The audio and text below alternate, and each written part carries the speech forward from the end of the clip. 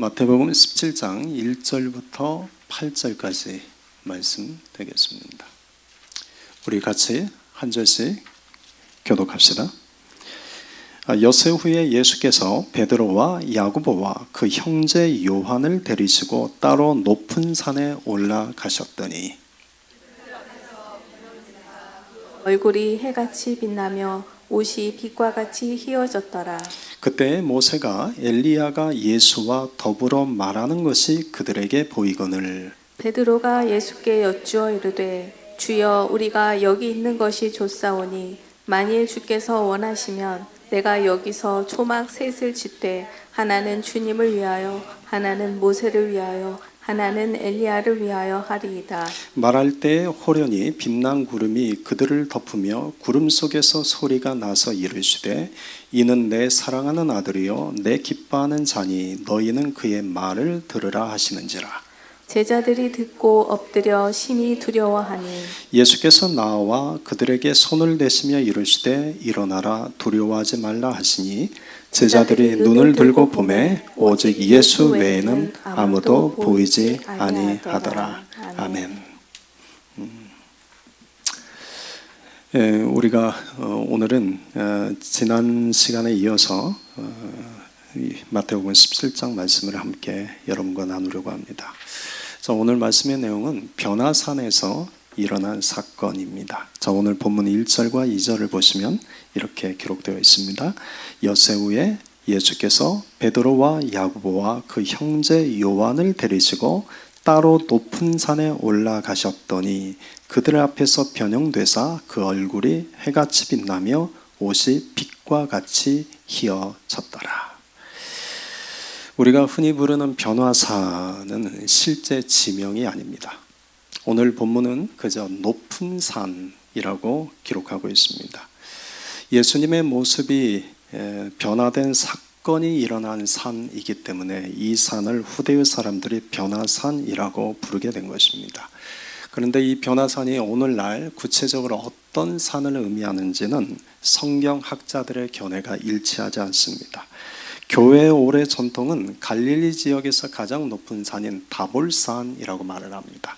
그런데 최근에 많은 성경학자들은 마태복음 16장의 배경이 가이사랴 빌립보인데 그 가이사랴 빌립보에서 가까운 곳에 있는 높은 산이 헐몬산이 있습니다. 그래서 헐몬산이라고 또 추정합니다.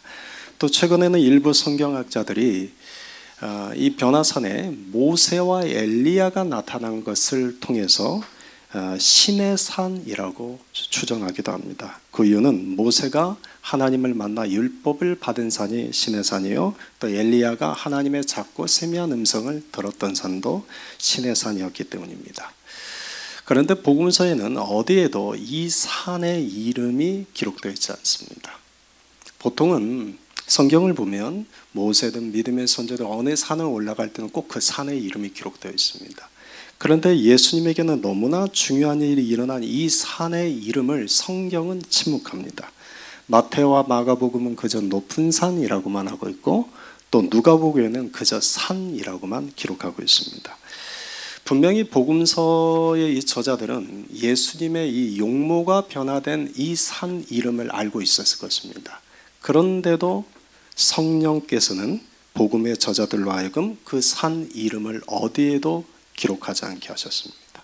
중요한 것은 그 산이 어떤 산이냐가 중요하지 않기 때문입니다. 그런데 그 산의 이름은 기록하고 있지 않지만 그 예수님과 함께 산에 올라간 제자들의 이름은 명확하게 기록하고 있습니다. 그들 세 명이 누구입니까? 베드로, 야고보, 요한입니다. 이들은 훗날 예루살렘 교회의 핵심 3인방이 됩니다. 야고보는 우리가 잘 아는 것처럼 예루살렘 교회의 최초의 순교자가 됩니다. 그리고 베드로는 예루살렘 교회의 초대 수장이 되었다가 로마에서 거꾸로 십자가에 못 박혀 순교를 당합니다. 요한은 예수님의 어머니 마리아를 평생 돌보며 모시고 살다가 사랑의 사도가 됩니다. 성경은 변화산이 어떤 산인지에 대해서는 침묵하지만 이 산에 예수님과 함께 올라간 세 제자의 이름은 명확하게 기록하고 있습니다. 그 이유는 무엇이겠습니까? 여러분, 예수님의 관심은 산이 아니라 사람, 곧 제자에 있기 때문입니다. 앞서 16장에서 예수님은 제자들에게 이런 질문을 하셨습니다. 너희는 나를 누구라 하느냐? 그때 베드로가 주는 그리스도시요 살아계신 하나님의 아들이십니다. 이 신앙 고백을 들으신 예수님께서 명확하게 약속하셨습니다. 내가 이 반석, 이 신앙 고백 위에 내 교회를 세울 것이다. 주님이 세우시고자 하는 것은, 주님이 세우시고자 하는 교회는 어떤 특정한 장소, 어떤 특정한 위치가 아닙니다. 변화산이 그분의 교회를 세우고자 하는 장소가 아닙니다. 예수님이 세우고자 하는 그 교회는 주님에 대한 신앙 고백을 하는 제자들, 곧 사람들에게 있기 때문입니다. 사람은 건물로서의 교회를 세우려고 합니다. 그리고 교회를 세울 때면 언제나 장소, 위치, 그리고 그 건물을 더 중요하게 여깁니다. 특히 오늘날은 더더욱 그렇습니다. 그런데 주님에게 중요한 것은 장소나 위치, 건물이 아닙니다. 믿음을 고백하는 사람들입니다. 그러니까 우리 함께 걷는 교회가 어느 자리, 어느 위치에, 어느 건물에 교회를 세우느냐, 이것은 사람들에게는 중요한 관심사가 될지 모르지만 적어도 주님에게는 전혀 관심사가 아닙니다. 주님의 관심사는 오늘 이곳에 예배를 드리는 우리들이 어떤 믿음의 고백을 하는 사람들인가, 여기에 주님의 관심이 있습니다. 물론 건물도 필요하고 좋은 장소, 위치도 중요하죠. 사역도 필요하고 교리, 신학, 교회의 전통도 필요합니다. 그런데 이 모든 것은 주님을 그리스도로 고백하는 사람들을 위해서 돕기 위해 필요한 도구일 뿐입니다. 사람들은 변화산이 어떤 산이냐, 다볼산이냐, 헐몬산이냐, 시내산이냐를 놓고 지금도 엄청 싸웁니다. 사실 중요하지 않는데 왜 중요하지 않는 것들로 이렇게 싸우는지 모르겠습니다. 오히려 주님의 관심은 그 산에 있지 않고 함께 올라간 제자들, 다시 말하면 지금 주님을 그리스도로 믿고 고백하는 사람들, 바로 우리들에게 있다는 것을 망각한 채 본질이 아닌 것들로 사람들은 서로 다툽니다. 사람들은 우리 함께 걷는 교회에 대해서 이렇게 물을 것입니다. 교회의 위치가 어디 있습니까? 어느 교단에 속해 있습니까? 교인은 몇 명입니까? 그런데 어느 누구도 여러분 각 사람에 대해서는 관심 갖지 않을 겁니다. 어느 누구도 여러분이 어떤 신앙 고백을 하는 사람들입니까? 라고 묻지 않을 것입니다. 그러나 주님은 다르십니다. 주님은 오늘 우리에게도 묻고 계십니다.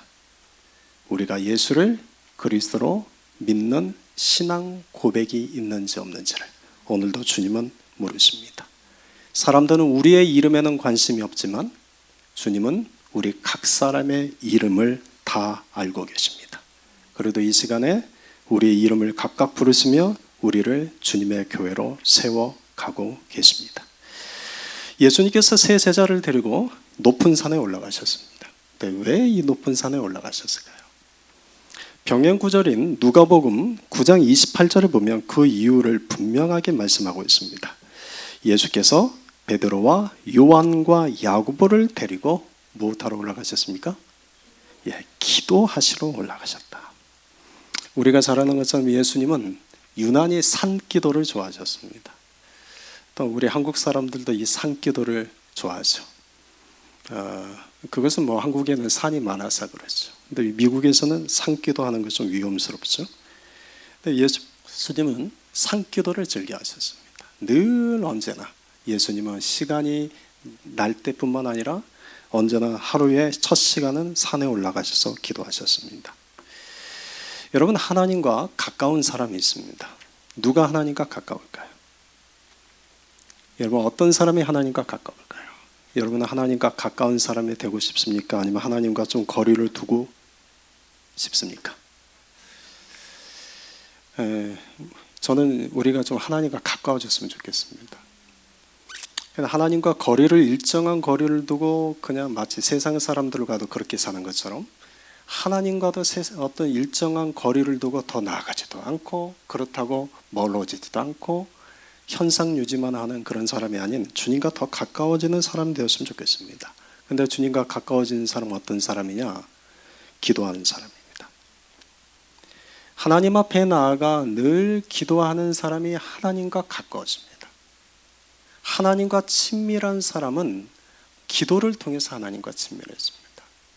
그래서 기도하는 사람이 하나님과 가까워지고 하나님과 친밀해집니다. 기도에 대한 오해가 있죠. 기도는 내가 기도해야 할 제목이 있어야만 기도한다고 생각하는 것입니다. 그래서 어떤 사람은 어려운 일이 있어야만 기도하고 해결받을 문제가 있어야만 하나님을 찾습니다. 그래서 우리는 흔히 또 이런 말도 하죠. 오죽하면 하나님이 너를 기도하시기 위해서 어려운 일 주시겠냐. 오죽하면 하나님이 너로 하여금 기도하기 위해서 힘든 일 주시겠냐. 우리는 꼭 기도할 제목이 있어야만 기도한다고 생각하는 거죠. 이건 오해입니다. 근데 기도는 하나님과 대화입니다. 하나님과 교제입니다. 더 정확히 말하면 하나님과 가까워지는 시간입니다. 여러분들이 저하고 가까워지기 위해서 할 수 있는 것은 하나입니다. 저를 자주 만나러 오시면 됩니다. 여러분이 누군가와 가까워지고 있으면 하나입니다. 자주 만나서 대화를 하면 됩니다. 예수님께서는 하나님께 가까이 나가서 그분과 대화하는 것을 너무나 기뻐하셨습니다. 예수님은 기도할 제목이 많아서 늘 기도하신 것이 아닙니다. 우리는 이렇게 말하죠. 예수님이 얼마나 기도할 제목이 많았으면 그렇게 그 바쁘신 예수님이 매일같이 기도하셨을까? 그렇지 않습니다. 예수님은 이 모든 것이 하나님의 뜻대로 이루어진다는 것을 아십니다. 하나님의 뜻대로 이루어지기를 늘 간구하십니다. 그런데 예수님이 바쁘든 안 바쁘든 늘 기도의 자리에 나가던 것은 그 기도의 자리가 하나님 아버지와 함께 교제를 하는, 하나님 아버지와 친밀함을 나누는 그런 자리였기 때문입니다. 그래서 예수님은 기도하는 것이 기뻤습니다. 기도하는 것이 너무 즐거웠습니다. 여러분 생각해 보십시오. 자녀들이 부모를 찾는 이유가 언제나 필요한 것이 있을 때만 찾는다고 해봅시다.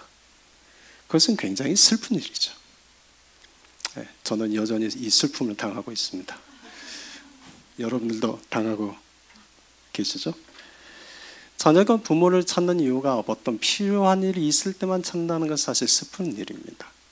그런데 자녀가 언제든지 부모에게 와서 아빠, 엄마 오늘 나에게 이런 일이 있었네. 별 중요한 얘기도 아니에요. 그냥 삶의 일상적인 이야기를 하고 아빠 나 오늘 이게 좀 기분이 안 좋네. 아빠 나는 이거 좀 화가 났어. 이런 어떤 일상적인 이야기를 나눌 때 부모는 그런 자식을 보고 야 너는 귀찮다. 그만 와서 이야기하라. 라고 농담으로는 말할 수 있지만 그렇게 오는 자식이 너무 기쁘죠. 왜냐하면 그만큼 자식하고 그 시간이 가까워진 시간이죠. 그런데 우리는 하나님과 관계를 맺을 때 우리도 그런 자식과 비슷합니다. 우리는 대부분 필요할 때만, 어렵고 힘들 때만 하나님께 나아갑니다. 그리고 문제가 해결되면 기도의 자리를 떠나죠. 그리고 기도를 잠시 멈추게 됩니다. 그래서 우리가 하나님을 믿고 예수를 믿고 신앙생활한 지 오래되어도 하나님과 가까워지지 않는 것입니다. 왜 나는 교회를 다닌 지 오래되어도 하나님과는 이렇게 가깝지 않을까? 왜 나는 하나님을 믿고 내가 하나님의 은혜를 많이 체험했는데도 왜 나는 여전히 하나님과 친밀함을 나누지 못할까? 근데 나도 하나님과 가까워지고 싶다. 나도 하나님과 친밀해지고 싶다. 여러분 그 비결은 하나밖에 없습니다. 예수님처럼 기도의 자리로 나아가십시오. 예수님께 기도의 자리로 나아가는 것을 기뻐하십시오. 여러분 사람은 내가 기도 제목을 부탁하면 뒤에 가서 발설할 때가 있습니다. 그러나 예수님은 내가 어떤 말을 해도 발설하십니까 안 하십니까? 천사가 와가지고 박훈 목사야 예수님이 그러신데 너 이렇게 말했다며? 이러지는 않죠. 여러분 주님은 우리가 어떤 말을 하든 다 받아주십니다. 그리고 사람은 우리가 말할 때 판단하고 받아들이지만 예수님은 주님은 절대 판단하며 듣지 않으십니다. 있는 그대로 다 받아주십니다. 그런데 그 기도의 자리를 통해서 주님과 우리는 더 친밀해집니다. 예수님은 기도하시기 위해서 제자들을 데리고 지금 변화산에 올라가셨습니다. 그리고 그곳에서 예수님의 이제 용모가 변화되었습니다. 얼굴은 해같이 빛나셨고 입으신 옷은 빛과 같이 이어졌습니다. 그런데 이와 같은 예수님의 용모가 변화되는, 예수님에게 일어난 이 변화는 언제 나타난 걸까요? 산의 정상에 오르자마자 어떻게 갑자기 변화가 나타난 걸까요? 병행구절인 9장 29절을 봅시다. 같이 읽읍시다. 기도하실 때에 용모가 변화되고 그 옷이 휘어져 광채가 나더라. 여러분, 언제 변화가 나타났습니까? 기도하실 때였습니다. 여러분, 기도할 때 사람이 변화되는 것입니다. 기도할 때 내 마음과 내 생각이 변화됩니다. 그런데 미신적 기도와 신앙적 기도는 구분해야 됩니다. 미신적 기도는 내가 원하는 것을 얻기 위해서 하나님을 변화시키려는 것입니다. 이 대표적인 것은 무당들의 기도죠. 반면 신앙적인 기도는 하나님의 뜻을 이루기 위해서 나를 변화시키는 것입니다. 그러니까 기도는 하나님의 뜻을 나의 뜻을 맞추, 하나님의 뜻에 나의 뜻을 맞추는 것입니다. 나의 뜻을 이루기 위해서 하나님의 뜻을 바꿔주십시오라고 하는 것이 기도가 아닙니다. 신앙적인 기도는 먼저 내가 변화되는 것입니다. 내가 기도할 때 무엇이 먼저 변화될까요? 기도할 때 어떤 게 변화될까요? 빌립보서 4장 6절 7절 우리가 잘 아는 말씀입니다. 같이 읽읍시다. 아무것도 염려하지 말고 다만 모든 일에 기도와 간구로 너희 구할 것을 감사함으로 하나님께 아뢰라. 그리하면 모든 지각에 뛰어난 하나님의 평강이 그리스도 예수 안에서 너희 마음과 생각을 지키시리라. 무엇이 변화됩니까? 마음과 생각이 변화됩니다. 우리가 기도할 때 주님이 내 마음과 내 생각을 바꿔주십니다. 두려움은 평강으로, 불안함은 담대함으로, 근심과 걱정은 믿음으로, 절망은 소망으로, 인간적인 생각은 하나님의 생각으로, 나의 뜻은 하나님의 뜻으로 변화시켜줍니다. 그런데 사람들은 기도할 때 남을 변화시키려고 합니다. 여러분은 기도를 한번 잘 곰곰이 생각해 보십시오. 우리의 기도는 대부분 아버지, 내 아들을 변화시켜 주십시오. 아버지, 내 남편 변화시켜 주십시오. 아버지, 그 성도 변화시켜 주십시오. 항상 남을 변화시키려고 기도를 시작해요. 그런데 기도하다 보면 누가 변화됩니까? 내가 변화됩니다. 나의 생각과 나의 마음을 그리스도 예수 안에서 변화시켜 주십니다. 그래서 그 변화된 나를 통해서 가정을, 공동체를, 세상을 새롭게 변화시키시는 것입니다. 여러분, 변화선 이야기에서 우리가 기억해야 될 것은 기도하는 사람이 되라는 것입니다. 그런데 예수님은 이 기도하기 위해서 올라가 기도하셨습니다. 기도할 때 용모가 변화되셨습니다. 그런데 그 같은 시각 제자들은 무엇을 했을까요? 충격적이게도 누가복음 9장 32절에 이렇게 증언하고 있습니다. 읽어봅시다. 베드로와 및 함께 있는 자들이 뭐라고 되어 있습니까? 깊이 졸다가. 예수님은 기도하는 자리에서 열심히 기도하시고 기도하시는 중에 용모가 변화되고 있는데 정작 제자들은 그 같은 시간 뭐라고 있었습니까? 깊이 졸았다는 거죠. 예수님은 기도하는 것을 즐겨 하셨지만 제자들은 기도하는 것을 얼마나 힘겨워했는지를 알 수 있습니다. 그 말은 예수님은 그만큼 하나님과 친밀하셨지만 제자들은 하나님과 친밀하지 않았기 때문입니다. 기도의 자리로 우리가 사람을 데리고 갈 수 있습니다. 그런데 억지로 기도는 시킬 수 없습니다. 기도의 자리로 사람을 억지로 데리고는 가지만 기도만큼은 억지로 시킬 수 없습니다. 때로는 그 기도의 자리에 나가서 깊이 좁니다. 때로는 눈을 분명 잠깐 감았는데 눈을 떴더니 벌써 끝났습니다. 이런 경험이 있는 분도 있죠. 그런데 중요한 것은 그랬던 제자들이 그랬던 제자들이 나중에는 기도의 사람으로 하나님이 변화시키신다는 겁니다. 그랬던 제자들이 나중에는 스스로 기도의 자리로 나아가는 자들로 변화됩니다. 그게 바로 믿음의 성장인 거죠. 우리 안에도 이렇게 믿음이 성장하는 것입니다. 하나님과 좀 더 가까워지는 삶, 전에는 억지로 하나님 가까이 있는 자리로 우리 끌려 나왔으나 어떻게 하나님과 가까이 해야 될지 몰라, 어떻게 기도해야 할지 몰라 깊이 졸거나 자거나 했던 우리들이 이제는 스스로 하나님과 가까이 할 수 있는 그 기도의 자리로 나아가게 되고, 이제는 내가 조금씩 하나님과 더욱더 가까운 친밀함을 기도를 통해서 나누게 되는 것. 여러분, 이것이 믿음의 성장이요 영적인 성장입니다. 높은 산에서 예수님께서 기도하실 때 예수님의 용모가 변화되었습니다. 그 시각 바로 곁에 있던 제자들은 깊이 졸고 있었습니다. 그러다가 갑자기 이 세 사람이 깨어났습니다. 그리고 눈앞에서 아주 놀라운 일을 목도하게 됩니다. 예수님의 모습은 영광으로 빛나는 모습이 되었고, 눈앞에 모세와 엘리야가 예수님과 함께 대화를 나누고 있는 것을 보게 된 것입니다. 그때 4절입니다. 베드로가 예수님께 이렇게 말합니다. 베드로가 예수께 여쭈어 이르되 주여 우리가 여기 있는 것이 좋사오니 만일 주께서 원하시면 내가 여기서 초막셋을 짓되 하나는 주님을 위하여 하나는 모세를 위하여 하나는 엘리야를 위하여 하리이다. 여러분, 베드로는 왜 이런 말을 했을까요? 베드로가 지금 예수님께 이런 말을 하는 의미는 무엇일까요? 사람들은 이 말의 의미를 해석하려고 합니다. 베드로가 왜 이런 말을 했을까? 베드로가 한 이 말의 의미는 무엇일까에 대해서 해석하려고 합니다. 그런데 병행 구절인 누가복음 9장 33절에는 이런 말을 하는 베드로의 이 말에 대해서 단칼에 한마디로 이렇게 말씀합니다. 보십시오. 자기가 하는 말을 자기도 알지 못하더라.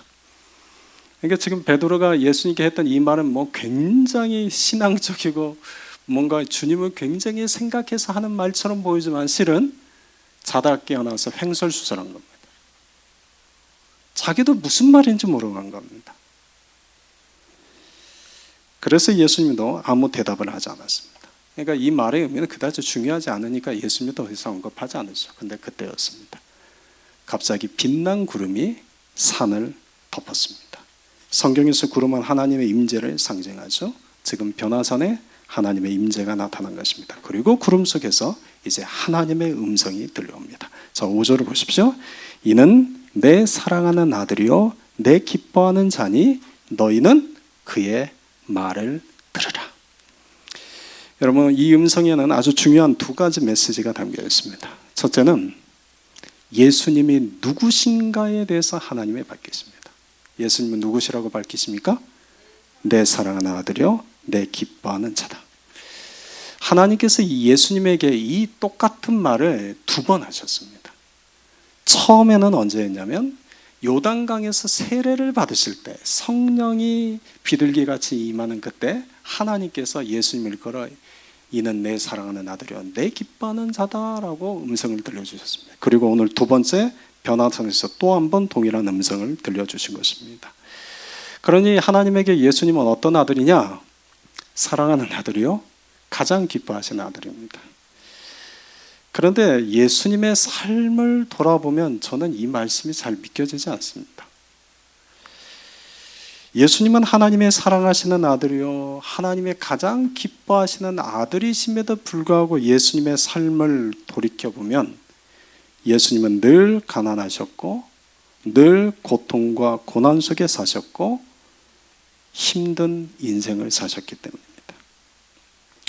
예수님은 가난한 목수의 가정, 냄새나는 마국간에서 태어나셨습니다. 그리고 유대인들에게 무시받고 천대받는 갈릴리에서 자라나셨습니다. 요즘 우리식으로 말하면 할렘가에서 자라나신 겁니다. 30세가 될 때까지 세상 누구도 알아주지 않는 무명의 삶을 사셨습니다. 이후 3년이라는 공생의 기간 동안 예수님은 출세와 성공, 부와 명예를 얻는 넓은 길이 아니라 조롱과 박해, 고난과 죽음이 기다리는 십자가의 길, 곧 좁은 길을 걸으셨습니다. 마태복음 16장부터는 예수님의 공생의 마지막 부분입니다. 이제 갈릴리 사역 3년 사역이 마치고 이제 예수님이 예루살렘을 향해 올라가고 계신 중입니다. 십자가를 지러 가시는 거죠. 그런데 예수님께서 잠시 그 올라가는 길에 높은 산에 올라가서 기도하러 올라가신 겁니다. 그때 하나님으로부터 이는 내 사랑하는 아들이요 내 기뻐하는 자다라는 음성이 두 번째 들려왔습니다. 이 음성을 곁에 있던 베드로, 요한, 야고보도 들었습니다. 이때 내가 모시는 예수님을 향하여 하나님이 이는 내 사랑하는 아들이요 내 기뻐하는 자다라고 음성이 들릴 때 제자들의 마음은 어떤 마음이 들었겠습니까? 야, 이제 고생 끝, 행복 시작이다. 야, 이제 내 인생 역전될 날 왔다. 내 인생 대박칠 날 왔다. 그렇겠죠. 그런데 그런 그들의 기대와는 달리 예수님은 죽음의 길, 십자가의 길, 좁은 길을 걸어가십니다. 여러분, 모순이라는 단어가 있죠. 모순이라는 단어는 모는 창모자요, 순은 방패순입니다. 초나라의 어떤 상인이 창과 방패를 가지고 와서 파는데 창을 들고 이렇게 외쳤어요. 이 창은 너무나 날카로워서 어떤 방패라도 다 뚫을 수 있습니다. 그리고는 방패를 들고는 또 이렇게 외쳤어요. 이 방패는 너무나 견고해서 어떤 창으로도 뚫리지 않습니다. 그러니까 그것을 지켜보는 한 사람이 그 상인에게 이렇게 질문하죠. 그러면 그 창으로 그 방패를 찌르면 어떻게 됩니까? 그러니까 그 상인이 아무런 대답도 하지 못하고 뒷공문이 치고 달아났다. 뭐 그런 이야기가 있습니다. 이것은 중국 고전 한비자에 나온 이야기입니다. 이 이야기에서 이제 모순이라는 단어가 나옵니다. 이 모순이라는 단어는 사람의 말과 행동이 앞과 뒤가 이치에 맞지 않을 때 모순이라는 말을 합니다. 여러분, 하나님께서 예수님에게 두 번이나 이는 내 사랑하는 아들이요 내 기뻐하는 자다라고 말씀하셨습니다. 그러면 우리의 이치로는 예수님은 어떤 길을 걸어가셔야 됩니까? 꽃길을 걸으셔야겠습니까? 아니면 가시밭길을 걸어야겠습니까? 좁은 길을 걸어가야겠습니까? 넓은 길을 걸어가야겠습니까? 우리의 이치로는 당연한 건 아니겠습니까? 그런데 예수님이 걸어가신 길은 꽃길이 아니라 가시밭길이었습니다. 부와 명예가 주어지는 성공의 길이 아니라 박해와 죽음이 기다리는 십자가의 길이었습니다. 넓은 길이 아니라 좁은 길이었습니다. 이것은 분명 우리의 이치로는 모순입니다. 남의 아들이 신학교 가거나 선교사 간다고 하면 야, 하나님이 축복이다 라고 축하해 줍니다. 남의 딸이 사모가 된다면 야, 얼마나 귀한 일이냐 라고 축하해 줍니다. 그런데 자기 아들이 신학 간다고 하면, 자기 아들이 선교지로 간다고 하면, 자기 딸이 사모가 된다고 하면, 그러니까 여러분 목회자하고 사모님들한테 여러분 좀 존중해 주십시오. 그렇게 싫어하는 내 자식이 걷기를 싫어하는 그 길을 누구는 가야만 되는 건 아니겠습니까? 근데 이것이 사람의 마음입니다. 내가 내 자식을 사랑하기 때문에, 내가 내 자식을 기뻐하기 때문에 적어도 내 자식만큼은 힘들지 않은 길을 걷게 하는 것이 부모의 마음입니다. 저희 어머니도 저를 위해서 그렇게 기도하셨고 평생을 하나님께 저를 맡긴다고 기도하셨는데 어느 날 제가 신학교 간다 하니까 일주일 동안 하나님께 싸웠습니다. 금식하며. 나중에 알았어요. 아버지, 하필 왜 내 아들입니까? 이게 사람의 마음이죠.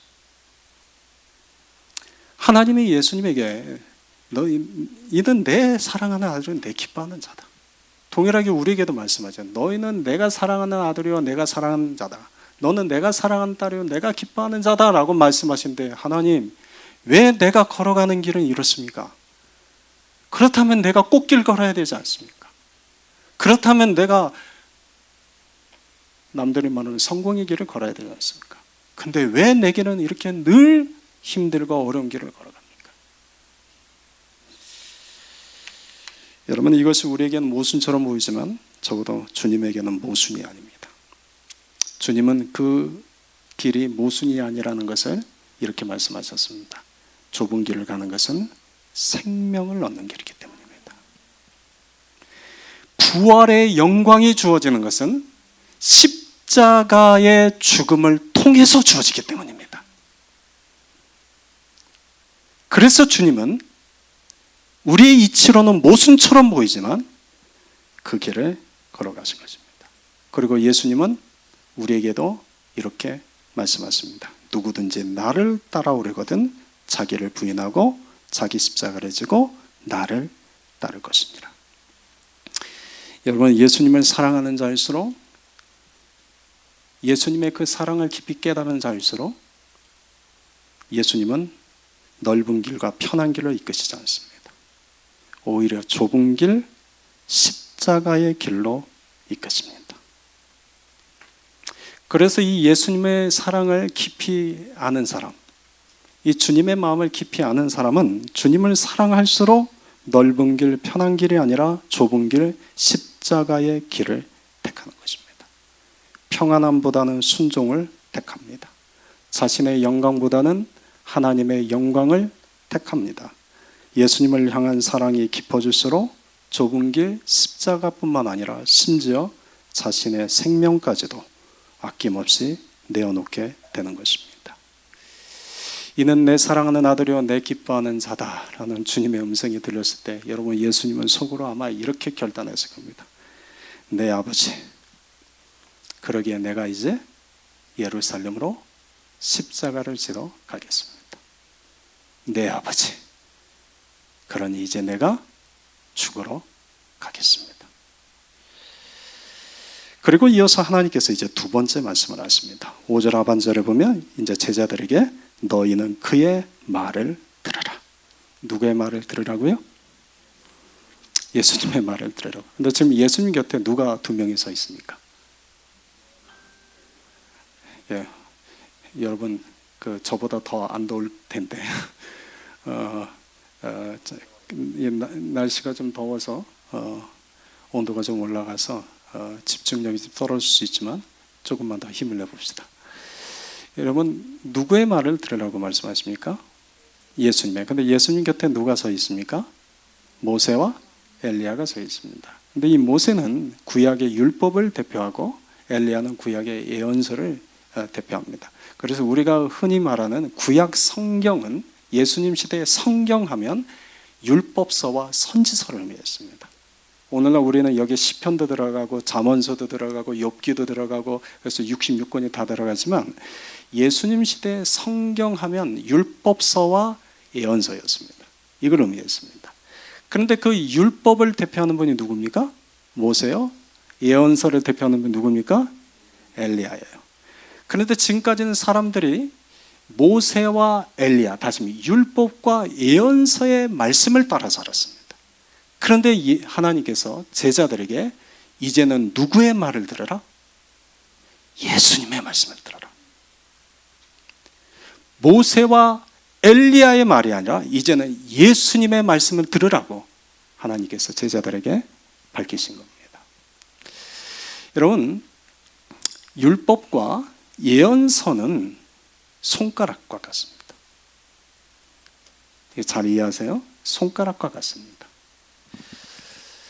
여러분들이 어떤 길을 갈 때, 요즘 이제 내비게이션을 켜고 가지만 내비게이션이 없을 때는 어떤 길을 갈 때 사람에게 묻지 않습니까? A로 가려면 어떻게 갑니까? 그러면 그 길을 아는 사람이 손가락을 딱 가리키며 이쪽으로 가십시오 라고 말을 해요. 그러면 무엇을 보고 가야 됩니까? 손가락만 보고 가면 이제 문제가 생겨요. 손가락이 이렇게 내려오잖아요. 손가락만 보지 않고 손가락에 가리키는 방향을 보고 가는 겁니다. 그렇죠? 손가락을 보고 가는 것이 아니라 손가락에 가리키는 방향을 보고 가는 겁니다. 근데 구약의 율법과 예언서의 말씀은 제가 아까 손가락이라고 말씀드렸죠? 그러니까 구약의 예언서와 율법서는 모두 다 한 분을 가리킵니다. 그분이 누구입니까? 예수님입니다. 그러니까 율법서와 예언서를 바르게 본다는 것은 율법서와 예언서에 기록된 문자에 매이는 것이 아니라 그 율법과 예언사가 가리키고 있는 방향 누구? 예수님을 보는 겁니다. 그런데 그 율법과 예언사가 가리키는 분이신 예수님을 보지 못하고 그 손가락만 보는 사람은 율법주의가 되는 겁니다. 제가 손가락을 폈어요. 야, 목사님 손가락 길다. 아, 그런데 첫 번째 마디는 좀 별로 안 이쁘네? 손가락만 봅니다, 사람들이. 이게 얼마나 답답하셨는지 예수님도 요한복음 5장 39절에서 이렇게 말씀하셨습니다. 우리 같이 읽읍시다. 너희가 성경에서 영생을 얻는 줄 생각하고 성경을 연구하거니와 이 성경이 곧 내게 대하여 증언하는 것이니라. 성경이 누구에 대해서 증언한다고요? 성경은 누구를 가리키고 있습니까? 그러니까 성경을 바르게 보는 사람은 누구를 보는 사람입니까? 성경을 보고 성경을 가지고 우리가 이게 해석 때문에 많이 싸우죠. 이것이 바른 해석이자 이게 바르지 못한 해석이다. 어떤 경우는 이 번역이 잘못됐다. 이거는 이렇게 번역해야 된다. 필요하죠. 중요하죠. 그런데 그 성경 안에 기록되어 있는 내용 그 자체에 매몰되다 보면 누구를 놓쳐버립니까? 아, 이 손가락이 그때 그 손가락이 아닌데? 그 손가락은 하였는데 왜 이건 또 까맣지? 여러분, 손가락이 가리키고 있는 예수님을 보는 겁니다. 오늘 하나님께서 변화산에서 제자들에게 이제 누구를 바라고 누구의 말을 들으라고요? 예수님의 말을 들으라고. 오늘 본문은 마지막으로 이렇게 끝을 맺습니다. 우리 8절입니다. 같이 읽겠습니다. 제자들이 눈을 들고 보매 오직 예수 외에는 아무도 보이지 아니하더라. 이건 굉장히 아름다운 장면입니다. 좀 전까지 예수님 곁에 누가 있었습니까? 모세도 있었고 엘리야도 있었는데 이제는 모세도 엘리야도 안 보이고 오직 누구만 보이더라? 예수만 보이더라. 저는 우리 공동체 안에서 이와 같은 은혜가 주어졌으면 좋겠습니다. 오늘 본문은 예수님의 모습이 변화된 사건을 기록하고 있죠. 예수님께서는 기도하실 때 용모가 변화되셨습니다. 또 모세와 엘리야가 내려와서 예수님과 대화를 나누셨습니다. 그때 빛난 구름이 산을 덮었고 하나님의 임재 속에 이는 내 사랑하는 아들이 내 기뻐하는 자다라는 하나님의 음성이 예수님께 들렸습니다. 여러분, 우리도 날마다 기도의 자리에 나아갑시다. 기도는 하나님과 가까워지는 자가 되게 합니다. 기도는 단순히 문제를 해결하는 시간이 아니라 하나님과 친밀함을 나누는 시간입니다. 그리고 하나님께서는 그 기도의 자리에서 우리를 변화시키십니다. 내 마음과 내 생각을 변화시키십니다. 그리고 작고 세미한 음성, 너는 내가 사랑하는 아들이다. 너는 내가 기뻐하는 딸이다. 라는 그분의 음성을 들려주십니다. 여러분, 하나님은 우리에게 친아버지입니까? 의붓아버지이십니까? 여러분은 의붓자식이십니까? 친자식입니까? 예, 자기 믿음대로 하는 것입니다. 저는 하나님이 우리의 친아버지이십니다. 저는 하나님이 우리의 친아버지요, 저는 하나님의 친아들입니다. 그러니 그 아버지 앞에 나아가 무슨 말을 해도 아버지는 다 들어주십니다. 오늘 본문을 보면 예수님과 제자들의 모습은 너무나 대조적입니다. 예수님은 하나님과 친밀했지만 제자들은 친밀하지 않았습니다. 예수님은 기도하셨지만 제자들은 깊이 졸았습니다. 예수님은 기도 중에 용모가 변화되셨지만 제자들은 그대로였습니다. 예수님은 이는 내 사랑하는 아들을 기뻐하는 자다라는 하나님의 음성을 들었지만 제자들은 하나님께 그렇게 직접 듣지는 못했습니다. 그런데 하나님께서는 예수님 곁에 있던 제자들에게 마지막으로 이 한 말씀은 들려주셨습니다. 너희는 그의 말을 들으라. 여러분, 이 말씀은 오늘 우리에게도 주시는 하나님의 말씀입니다. 우리 역시도 제자들의 모습과 다르지 않습니다. 우리도 하나님과 친밀하지 않습니다. 우리도 기도보다 세상 일에 더 바쁩니다. 기도의 자리에서조차 마음이 흩어지거나 깊이 졸 때가 많습니다. 기도의 기쁨보다 피곤함을 더 많이 느낄 때가 많습니다. 기도 중에 내가 변화되는 은혜를 경험하지 못할 수도 있습니다. 기도 중에 들려주시는 내 사랑하는 아들이요 내 기뻐하는 딸이라는 그 주님의 그 음성을 듣지 못하고 살아갈 수도 있습니다. 그럼에도 불구하고 하나님은 제자들에게 하셨던 것처럼 우리에게도 동일하게 말씀하십니다. 너희는 그의 말을 들으라. 오직 누구의 말을 들으라고요? 오직 누구를 바라보라고요? 예수님을 바라보라. 여러분, 예수님을 놓쳐버리면 우리의 신앙은 다 놓친 겁니다. 우리의 신앙이 하는 모든 행위는 결국은 예수님을 바라보고 예수님을 따라가기 위한 것입니다. 그런데 우리가 예수님을 놓쳐버리면 사실은 모든 것을 다 놓치고 사는 것과 같습니다. 변화산 사건의 마지막 장면, 제자들이 눈을 들고 보매 오직 예수 외에는 아무도 보이지 아니하더라. 오늘 이 예배를 마치고 돌아갈 때 우리의 마음에도 오직 예수님의 마음만 남았으면 좋겠습니다. 우리 귀에는 오직 예수님의 음성만 들렸으면 좋겠습니다. 우리의 눈은 세상이 아니라 오직 예수님만 보였으면 좋겠습니다. 우리의 감정은 오직 예수님에게만 반응하는 그런 삶이 되었으면 좋겠습니다. 여러분, 부탁합니다. 오늘 예배를 마치고 이전을 나아갈 때 다른 것들로 인해서 여러분의 눈과 귀와 마음과 생각을 빼앗기지 마십시오. 오직 예수만 보이더라. 우리 공동체 안에 언제나 이런 은혜가 주어지기를 주님의 이름으로 축원드립니다. 아멘.